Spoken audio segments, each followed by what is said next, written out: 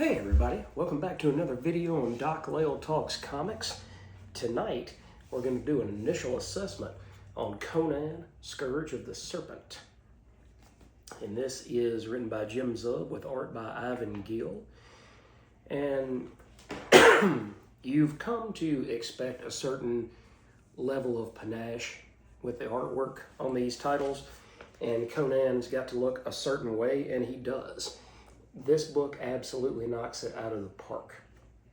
Artwork-wise, story-wise, everything is just extremely strong. And you get these three different characters.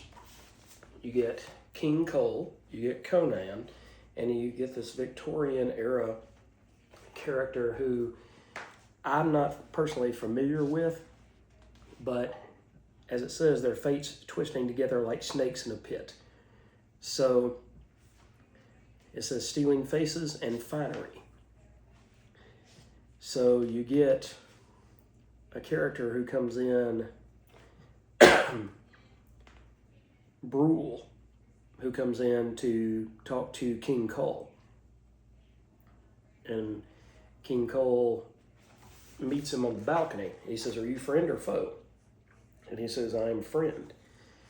But he meets him here, and he says, "I've heard a language spoken that I've never heard before.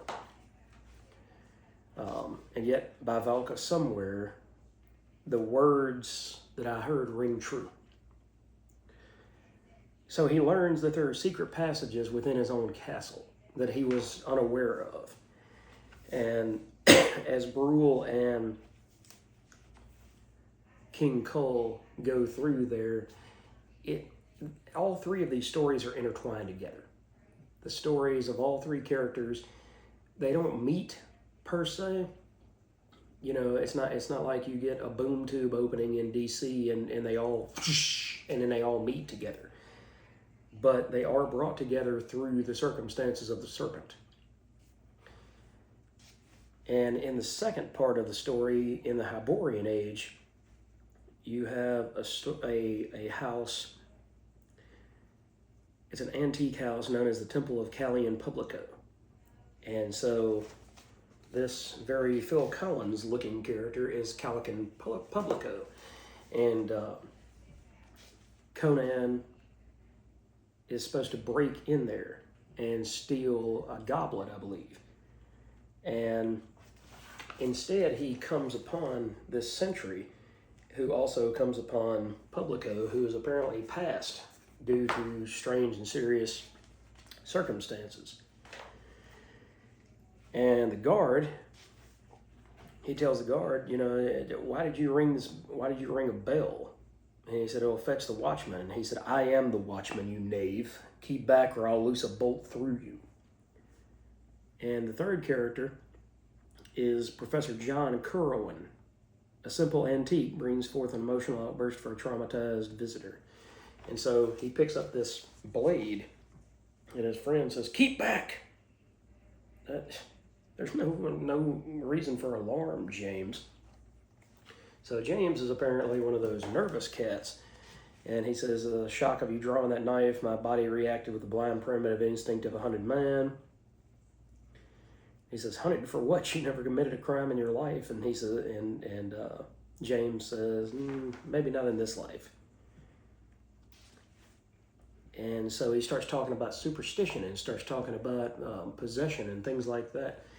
And they said, "If that was the case, then, your wife would try to kill you." And he says, "Well, I was shaving this morning and she did come in there with my blade and try to kill me. So I'm not putting anything past anybody at this point." It all ties into this mysterious hidden language that they're all hearing, because it's almost like when they hear it, it changes something within. Whenever this person is here, and then you have person B here, you have person A and person B, and whenever A is speaking to B and they kind of meet under mysterious circumstances, then all of a sudden this language pops up and this person becomes murderous and tries to kill them. So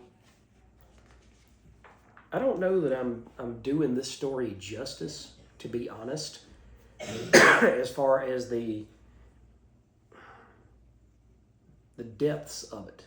Okay, like I said, you get some writers who will take 3 or 4 different scenarios and they'll kind of gloss them over, and they'll touch fingers occasionally, and and then you've got other writers that it's almost like a rope or a length of twine.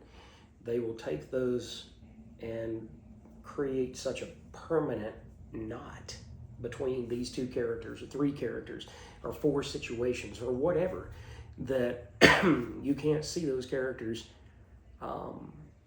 acting separately anymore at that point. And it's kind of like this. You have 3 different time eras, but they all intersect beautifully. It's just majestic. And it's kind of like some certain characters I've never really understood, and so I've never tried to write any stories even for myself of them. And Conan is one of those to me that was always a little bit removed.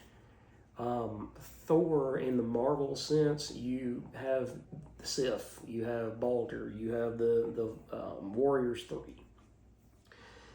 You have these things that ground them, okay?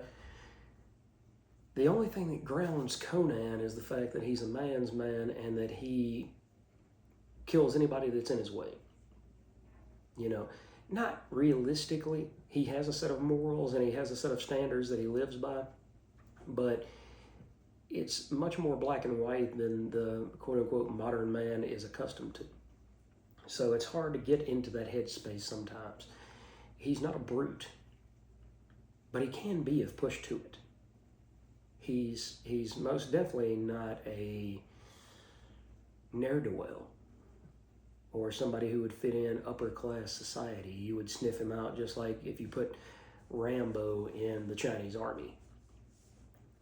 But Jim Zub, in this title, has really dug into the history of the Hyperborean times, of the Thulian times, and in this particular story, he has brought so much character, so much life to these Robert Howard characters that you have to kind of kneel at the altar of Jim Zub and say, man, you've done excellent with these characters. Some people write characters because they get paid.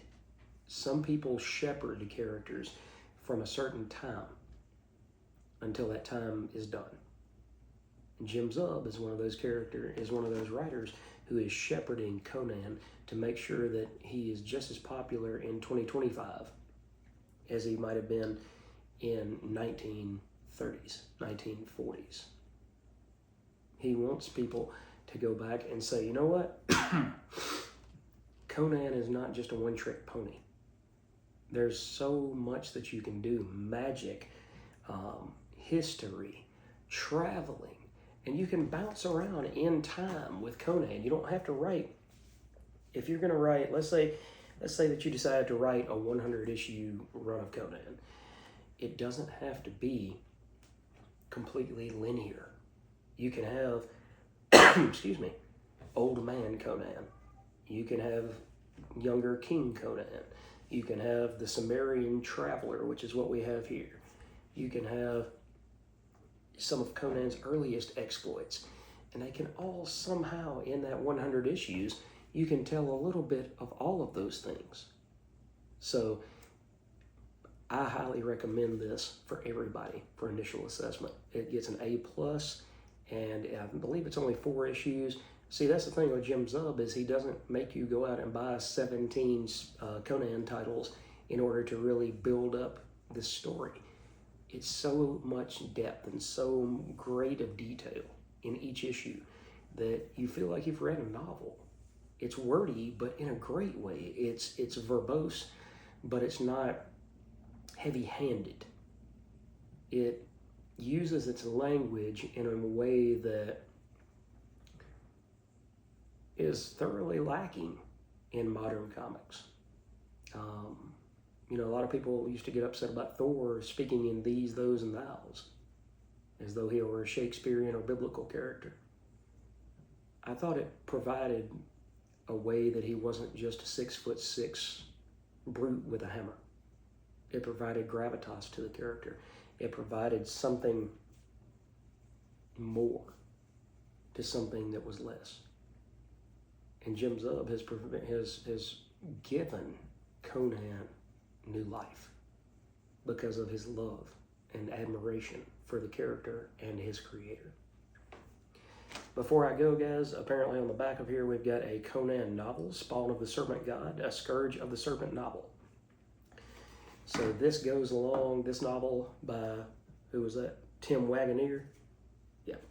Tim Wagoneer goes along with this Scourge of the Serpent comic. Now, apparently you don't have to read both to get the full picture, but it's supplemental material. So if you like this book, if you picked this book up this week and you liked it, go out there and pick up Spawn of the Serpent God by Tim Wagoner, or actually pre-order it says. So, and this is a new chapter of the Titan Comics and Heroic Signature's massive narrative event, Scourge of the Serpent Men. So, great stuff, guys. I highly recommend this. Go check it out.